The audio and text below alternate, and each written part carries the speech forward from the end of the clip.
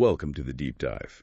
Today, we're taking a look at a slice of Washington, D.C. life, something that caused a bit of a stir, all thanks to DistrictDrama.com. Yes, the piece with that headline. You can't really miss it.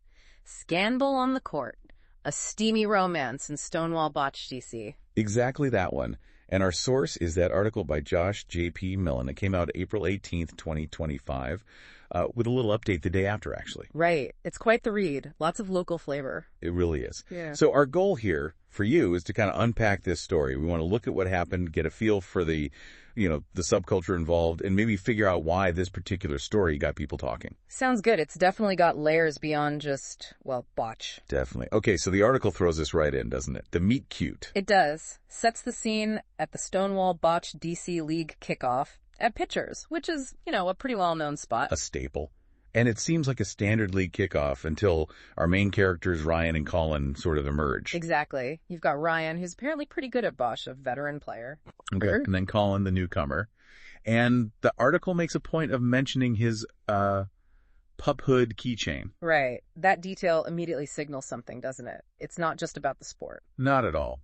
It's a little flag hinting at Colin's connection to the pup play DC scene that the article gets into later. And then there's the bark.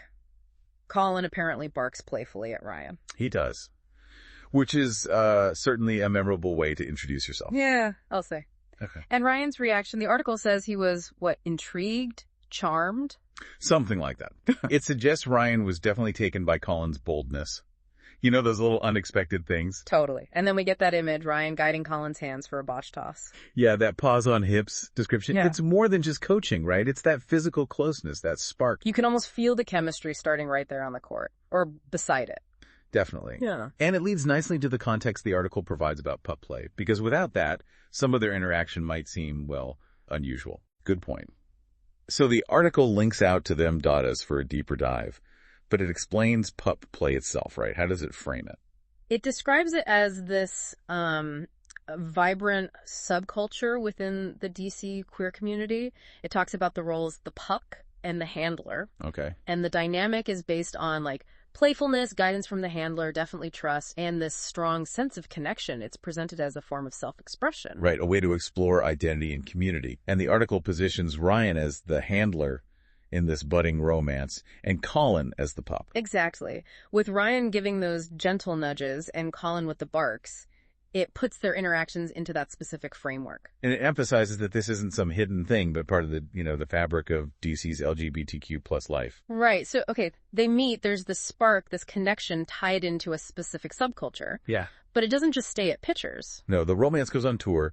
The article lists a whole bunch of classic DC queer spots they visited. It's like a little map. It really is. They hit up Ice Cream Jubilee first, sharing a Thai iced tea, sundae, stealing kisses.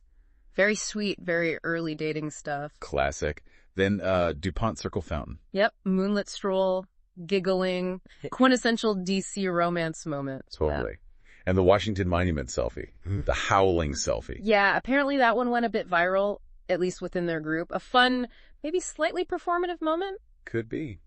Just embracing the moment. Where else did they go? Let's see. Number 9 for Mojitos. Pitchers, again, their home base. Sorta. Makes sense. Green Lantern for shirtless men drink-free Thursdays. A DC institution. And even a league of her own, the lesbian bar downstairs at Pitchers. So really making the rounds. Showing they're part of the broader community fabric. These are just random bars. They're significant places. Exactly. Touchstones. But then the drama kicks in. The Stead Park incident. Ah, yes. The scandal part of the headline. What happened there? Golden Hour scrimmage, Stead Park and DuPont. They apparently shared a, quote, passionate embrace behind a trellis near the community garden. Okay, a private moment. Supposedly. Except a teammate was filming a TikTok nearby and whoops, caught them in the background. Oh no, that's painfully modern, isn't it? A private moment accidentally broadcast. Precisely. And boom, the Stead Park scandal is born. The article mentions the hashtags, #BothBarks, and #SteadParkSizzle started flying around. #BoxWorks is pretty good, gotta admit. So it became big gossip. Sounds like it. The talk of the town, or at least the talk of the gay scene in DC, it spread fast. What does that speed tell you? about the community? Well, it suggests it's pretty interconnected, you know? News travels quickly, especially if it's a bit juicy or funny. The hashtags seem playful too, so maybe not pure outrage. Yeah, maybe more like amused surprise. How did the league itself react? The Stonewall Botch group.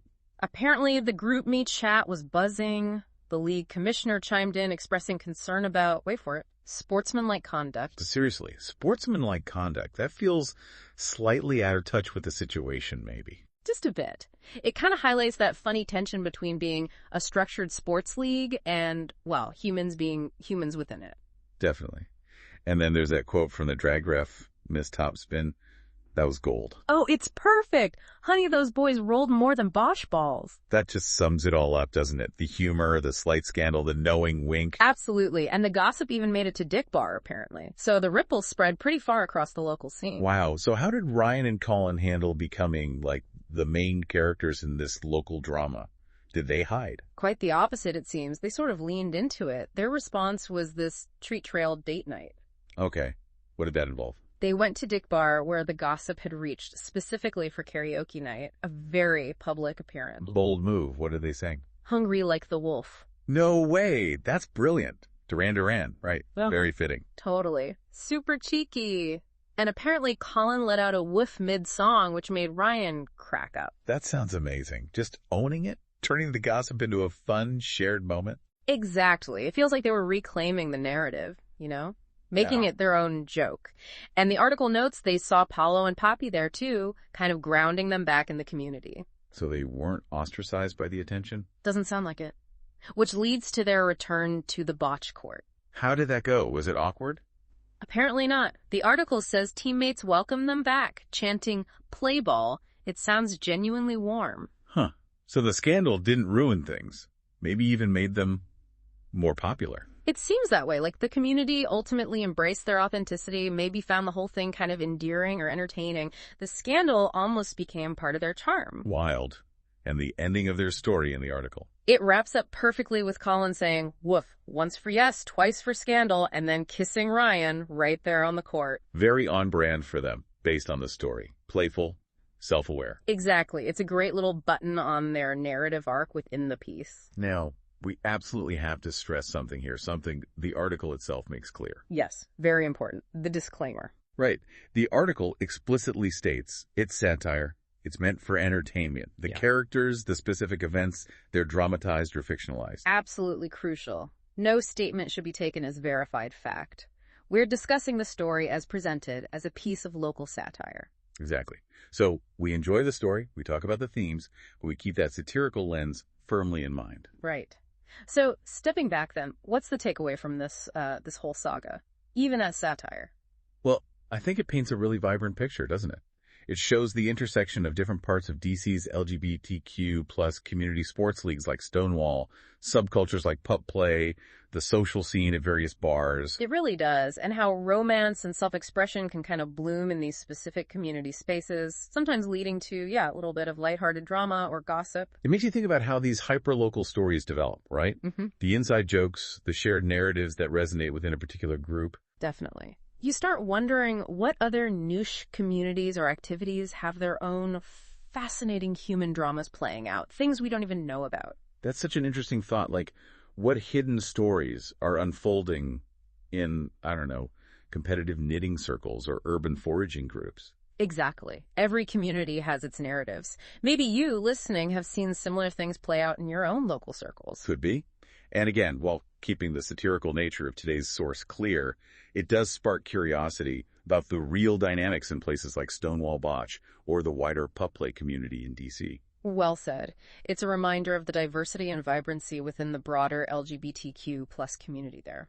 And hey, if you enjoyed this kind of local DC story, even with the fictional spin, districtdrama.com is where it came from. Just, read it with that entertainment filter on. Always read the disclaimer. Always. Okay, thanks for taking this deep dive with us into the scandalous but ultimately kind of sweet world of Stonewall Botch DC, according to District Drama.